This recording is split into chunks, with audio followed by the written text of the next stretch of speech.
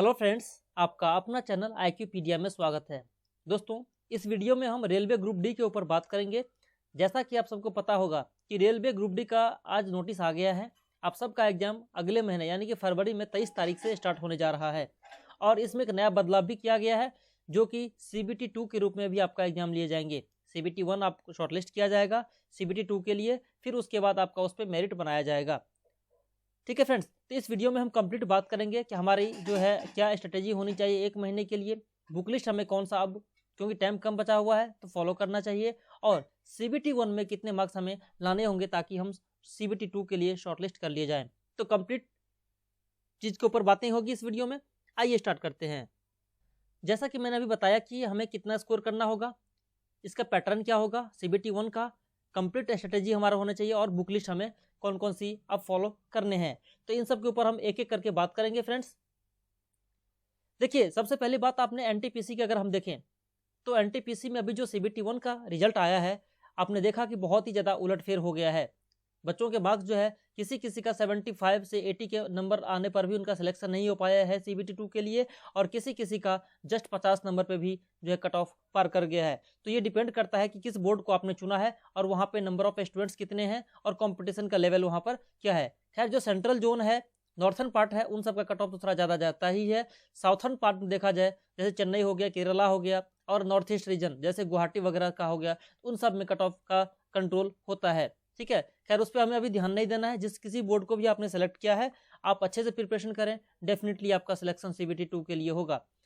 ठीक है फ्रेंड्स, तो हमें कितना स्कोर करना होगा, देखिए मेरा मानना यह है कि इसमें आप मैक्सिमम टू मैक्सिमम एफर्ट लगाएं। कोई ऐसा स्कोर का नहीं है, क्योंकि आपको पता है कि CBT 1 में आपको 100 मार्क्स के होंगे पेपर। ठीक है फ्रेंड्स, तो इसके ऊपर हम कंप्लीट डिटेल्स में बात करते हैं, फिर हम ये देखेंगे कि हमें कितना स्कोर यहाँ पर करना होगा। CBT 1 एग्जाम के ऊपर हम बात करें तो आपको जो साइंस है, साइंस पोर्शन से यहाँ पर मैथ्स हो गया, और आपका जनरल इंटेलिजेंस एंड रीजनिंग हो गया यहाँ पर, और लास्ट में आपका जनरल अवेयरनेस, GA और करंट अफेयर्स सेक्शन मिला करके हो गया।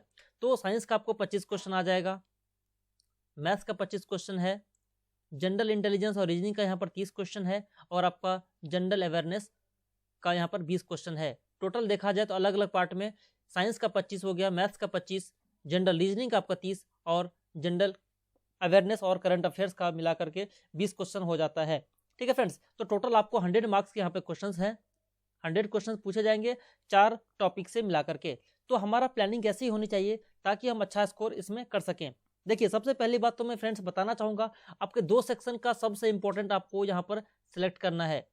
जैसे लगभग जितने भी रेलवे और SSC के स्टूडेंट्स होते हैं, उन सबका मैथ्स और रीजनिंग तो अच्छा होता ही है। तो यहाँ पर 2 सेक्शन को मिलाकर देखा जाएगा तो 25 और 30 मिलाकर के 55, आपका 65 हो जाएगा। इसमें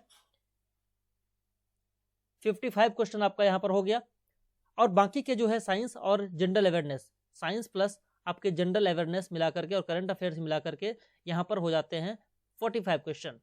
तो देखिए, 2 सेक्शन में पहले आपको बांटना होगा, यहाँ पर 55 क्वेश्चन और 45 क्वेश्चन, इन दोनों को अलग अलग प्रिपरेशन आपको करना होगा। ठीक है फ्रेंड्स, अब बात करते हैं कि हमारा स्कोर यहाँ पर कितना हो सके ताकि हम शॉर्टलिस्ट कर लिए जाएं CBT 2 के लिए।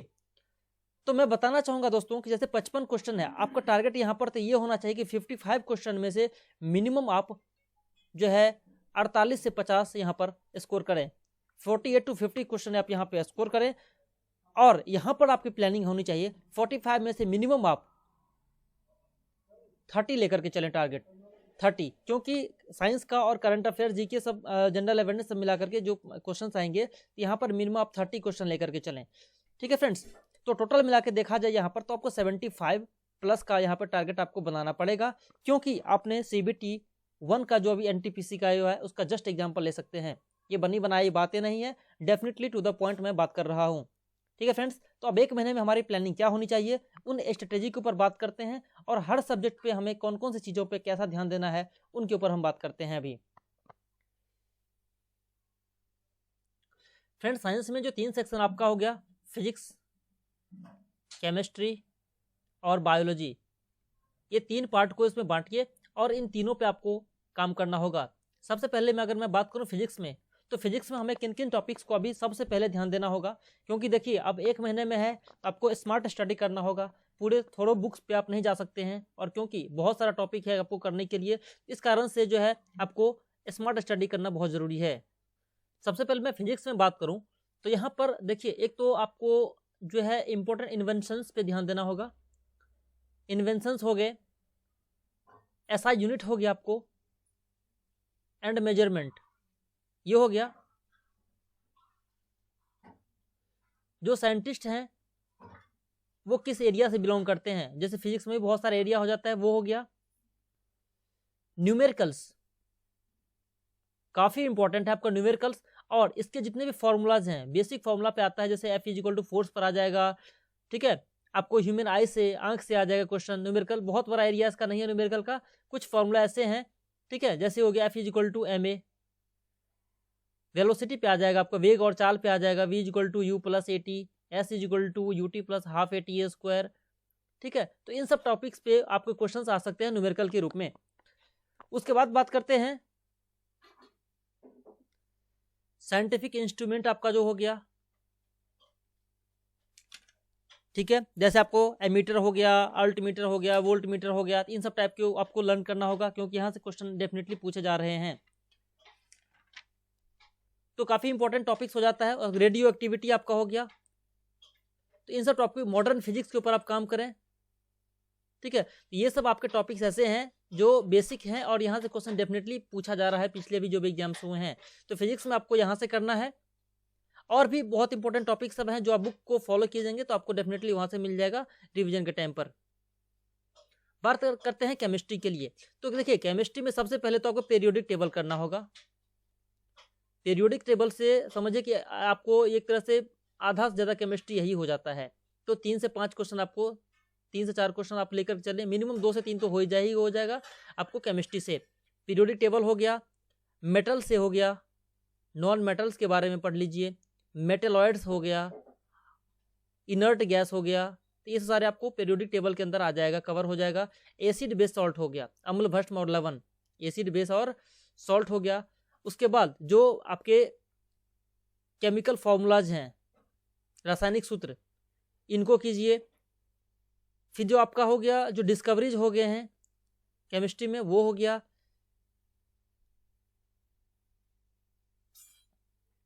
ये सब आपको जो है वो केमिस्ट्री में आ जाएंगे, और भी बेसिक जो है आप उसको बुक के थ्रू कर सकते हैं। बायोलॉजी बात करते हैं तो बायोलॉजिकल जो टर्म्स होते हैं, बायोलॉजिकल टर्म्स, ठीक है। उसके बाद आपका हो गया इन्वेंशंस, हमारा रेस्पिरेटरी सिस्टम जो श्वसन तंत्र है, रेस्पिरेटरी सिस्टम हो गया, नर्वस सिस्टम हो गया, तंत्रिका तंत्र। उसके बाद जो है डिजीज, विटामिन्स, तो ये सब टॉपिक्स ऐसे जो है मोस्ट इंपॉर्टेंट टॉपिक्स है, और डेफिनेटली यहाँ से क्वेश्चंस जो है देखे जाते हैं। इवन प्लांट मॉर्फोलॉजी भी करना है आपको, प्लांट से भी 2-3 क्वेश्चंस पूछे जाते हैं, तो ये भी आपको काफ़ी इंपॉर्टेंट टॉपिक्स हो जाता है। क्योंकि समझिए 25 क्वेश्चन यहाँ पे पूछे जा रहे हैं, फिजिक्स, केमिस्ट्री और बायो तीनों साइंस मिला करके, तो 25 में से आप रख लीजिए यहाँ पर कि कम से कम आपको 10 से 12 क्वेश्चन आपको बायो से पूछा जाएगा, 7 से 8 क्वेश्चन आपको केमिस्ट्री से पूछा जाएगा, और 7 से 8 क्वेश्चन आपको फिजिक्स से पूछा जाएगा। तो ये कुछ इंपॉर्टेंट टॉपिक्स है, इसको अच्छे से आप रिवाइज कीजिए जितना मैंने टॉपिक्स बताया है, और उसके अलावा भी काफ़ी इंपॉर्टेंट टॉपिक्स है उन सबको आप देखिए, बुक से आपको पता चल जाएगा। फिर बात करते हैं मैथ्स के लिए। दोस्तों मैं मैथ्स की बात करूं तो 2 पार्ट है इसका, अरिथमेटिक हो गया आपका, और आपका दूसरा पार्ट हो गया एडवांस। सबसे पहले मैं बात करता हूं एडवांस के लिए, क्योंकि यहाँ पे ठीक ठाक क्वेश्चन रहते हैं। 25 क्वेश्चन जो आपको एडवांस मतलब मैथ से पूछा जाएगा, जिसमें से 25 क्वेश्चन में से आपको यहाँ से कम 10 क्वेश्चन लेकर के चलिए कि आपको एडवांस से भी रहेंगे, जिसमें अलजेब्रा हो गया, ट्रिग्नोमेट्री, ज्योमेट्री, मेंसुरेशन, और आपका स्टैटिस्टिक्स भी आप ले सकते हैं वैसे, ठीक है। ये सब टॉपिक्स ऐसे हैं जो वहाँ पे डेफिनेटली क्वेश्चंस पूछे जाएंगे, और बिल्कुल यहाँ पे बहुत ज़्यादा टफ क्वेश्चन नहीं रहता है, बिल्कुल फॉर्मूला बेस्ड क्वेश्चंस रहते हैं, फॉर्मूला बेस्ड क्वेश्चन रहता है। आप कोई भी बुक उठाइए, पहले फॉर्मूला को अच्छे से कर लीजिए, सेट प्रैक्टिस कीजिए। जो अगर सेट प्रैक्टिस आप कर रहे हैं, ये तो टॉपिक वाइज पहले कुछ क्वेश्चन को आप यहाँ पे जो भी टॉपिक मैंने बताया है उन सोर्सेज से आप टॉपिक वाइज क्वेश्चन कर लीजिए। वैसे मैं भी यहाँ पर जो पॉसिबल होगा तो मैं भी कुछ क्वेश्चन आपको डाल दूंगा टॉपिक वाइज।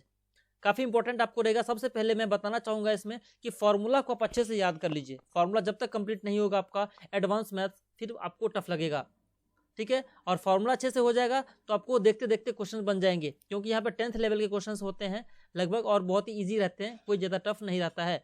अरिथमेटिक में बात करते हैं, सबसे पहले मैं बोलूँगा यहाँ पर सिंप्लीफिकेशन, यानी कि बॉड मास जो रूल है आपका यहाँ पर आ जाएगा। नंबर सिस्टम, यहाँ से क्वेश्चन जो है ना 50% क्वेश्चन इन्हीं 3-4 टॉपिक से मिल जाता है। एलसीएम एचसीएफ हो गया आपका, एलसीएम एचसीएफ हो गया आपका, ठीक है। एवरेज हो गया, परसेंटेज कर लीजिए, बहुत इंपॉर्टेंट रहेगा, क्योंकि प्रॉफिट एंड लॉस जो है ना इसी पर डिपेंड आपका हो जाएगा। एसआईसीआई हो गया। तो ये सब बेसिक टॉपिक है, इनको अच्छे से रिवाइज कीजिए। टॉपिक वाइज कुछ क्वेश्चन पहले कीजिए। सेट प्रैक्टिस से बेटर ये है कि सबसे पहले आप टॉपिक वाइज क्वेश्चन कीजिए, ताकि आपको एक अपना एरिया स्ट्रांग हो जाएगा, और फिर सेट प्रैक्टिस लगाइए, फिर देखिए मार्क्स अपने आप आपको बढ़ेंगे, ठीक है। तो 25 क्वेश्चन में से आपको टारगेट ये होना चाहिए यहाँ पर कि कम से कम आप यहाँ पर लगभग 22 से 23 क्वेश्चन आराम से आप यहाँ पे अटेम्प्ट कर सकें, ला सकें, ठीक है फ्रेंड्स। बात करते हैं रीजनिंग की, बात करते हैं रीजनिंग की। तो बताना चाहूंगा इसमें रीजनिंग के लिए जो है ना, आप बेस्ट है कि प्रैक्टिस सेट कीजिए, जो भी प्रैक्टिस सेट आप कर रहे हैं, क्योंकि यहाँ पे टॉपिक वाइज करना पॉसिबल नहीं है, और रीजनिंग नॉर्मली बन ही जाता है, बहुत ज़्यादा टफ नहीं है। जो टॉपिक, जैसे आपको कुछ इंपॉर्टेंट टॉपिक्स हैं, जैसे 30 क्वेश्चन में से हैं, आपको 8 से 10 क्वेश्चन ऐसे होंगे जो ये बैंकिंग पैटर्न पे आ जाते हैं। बैंकिंग पैटर्न यानी कि पजल हो गया, स्टेटमेंट कंक्लूजन हो गया, ठीक है। तो इस टाइप के क्वेश्चंस के लिए आप जो है ना थोड़ा सा टॉपिक वाइज देख सकते हैं, यूट्यूब से या बाकी जो भी सोर्स आपका है बुक से आप हेल्प ले सकते हैं। तो प्रैक्टिस के लिए स्टेटमेंट कंक्लूजन का, स्टेटमेंट एंड एजम्पशंस,